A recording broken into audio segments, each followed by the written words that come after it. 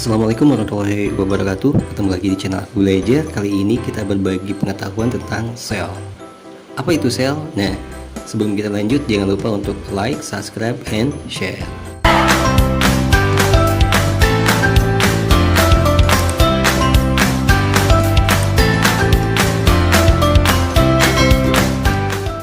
Oke, kita mulai ya.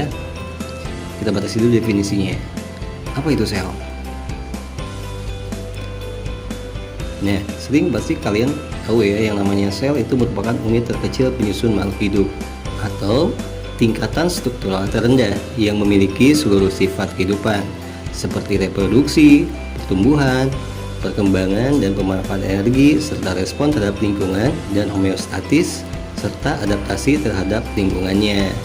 Jadi dengan kata lain, dia memiliki seluruh sifat kehidupan. Reproduksi artinya dia bisa berkembang atau membelah. Pertumbuhan dan perkembangan juga dia bisa.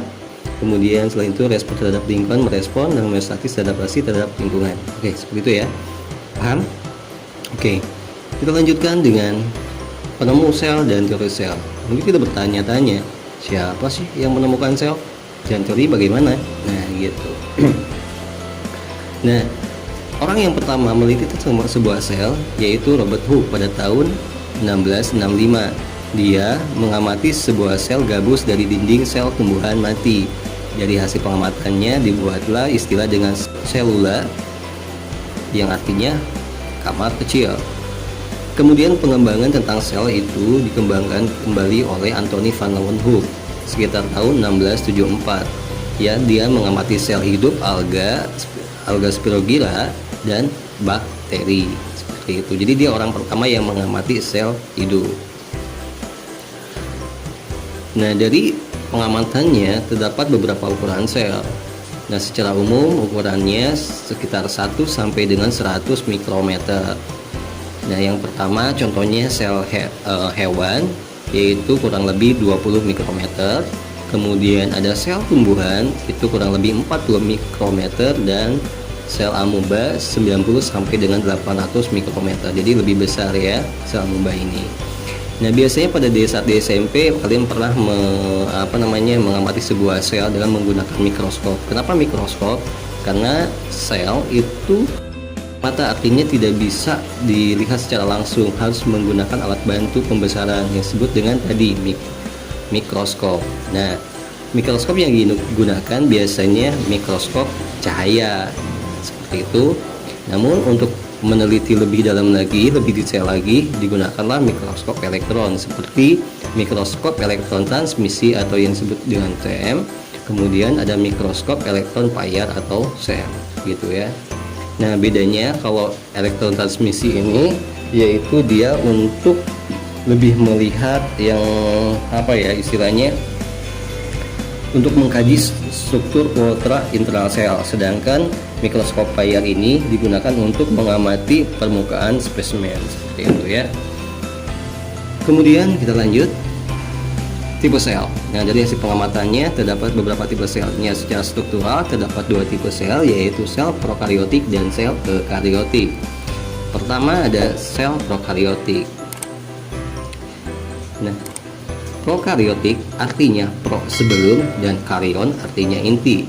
Jadi sel prokariotik ini merupakan sel yang belum memiliki nukleus atau tidak memiliki membran inti. Kemudian materi genetik DNA-nya terkonsentrasi pada nukleolin. Nah, dia juga memiliki DNA yang sirkuler pada plasmid. Selain itu, sebagian besar bakteri memiliki organel perlekatan berupa pili dan organel pergerakan berupa flagela. Nah, jadi seperti gambar di samping ada pili, ada flagela ya. Pili untuk pelekatan dan flagela untuk pergerakan begitu. Oke. Nah, sel bakteri atau prokariotik umumnya 0,1 sampai dengan 1 nanometer begitu. Jadi contoh dari tipe sel prokariotik adalah bakteri. Selanjutnya tipe sel eukariotik. Nah, tipe sel eukariotik ini seperti namanya sebenarnya karion inti. Jadi eukariotik yaitu sel yang memiliki inti atau nukleus yang sebenarnya atau DNA yang sudah dibungkus membran inti ya. Nah, pada sitoplasma terdapat medium semi cair yang disebut dengan sitosol. Kemudian umumnya berukuran 10 sampai dengan 100 nanometer. Oke, itu ya. Selanjutnya komponen kimia sel.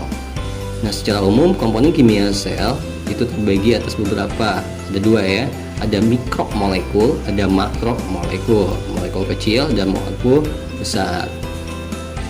Nah, sebagai contoh mikromolekul ada unsur dan senyawa. Nah, biasanya sel hidup menghasilkan senyawa kimia yang dihasilkan dari aktivitas sel yang disebut dengan biomolekul, seperti oksigen, karbon, hidrogen, kemudian nitrogen, klorin, besi, seng, tembaga, kalsium, fosfor, kalium, belerang, natrium, dan magnesium. Lebih seperti itu. Kemudian struktur dan fungsi makromolekul. Jadi yang kedua adalah makromolekul. Nah, makromolekul terdiri atas banyak atom atau blok penyusun berupa polimer. Nah, atau molekul panjang yang identik yang dihubungkan dengan ikatan-ikatan kovalen. Jadi polimer itu merupakan molekul panjang identik yang dihubungkan dengan ikatan kovalen, seperti itu. Blok penyusun dari polimer ini adalah molekul kecil yang disebut dengan monomer. Jadi penyusunnya itu adalah monomer. Kemudian monomer-monomer yang dihubungkan melalui suatu reaksi kondensasi atau dehidrasi, sehingga dua molekul dapat berikatan secara kovalen melalui pelepasan satu molekul air. Jadi setiap perikatannya dia melepaskan satu molekul air. Kemudian empat makromolekul yang dimiliki sel hidup biasanya terdiri dari karbohidrat, lipid, protein, dan asam nukleat. Yang pertama ada karbohidrat. Nah, karbohidrat merupakan polihidrasi aldehida atau golongan aldose atau polidehidroksi keton atau golongan ketosa dengan rumus molekul CH2O. Ya, seperti itu. Nah, dia karbohidrat ini berfungsi sebagai bahan bakar atau sumber energi serta penyusun struktur sel, dan pasti yang pertama sumber energi, seperti itu. Kemudian berdasarkan jumlah monomer yang menyusun polimernya digolongkan menjadi ada monosakarida, disakarida, dan polisakarida. Jadi turunan dari karbohidrat ini monosakarida, disakarida, dan polisakarida.